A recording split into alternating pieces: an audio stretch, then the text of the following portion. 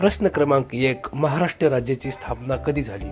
Option A 1 मे 1958, option B 1 मे 1960, option C 1 मे 1959, ऑप्शन डी 1 जून 1960.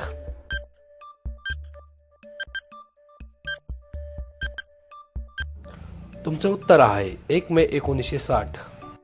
प्रश्न दुसरा. भारतीय संविधानात एकूण किती भाग आहेत? Option A 22, option B 24, option C 25, option D 26.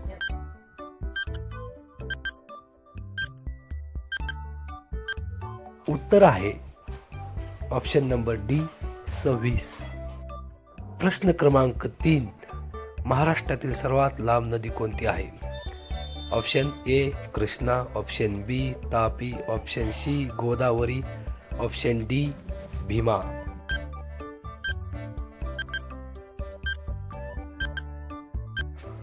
उत्तर आहे ऑप्शन सी गोदावरी.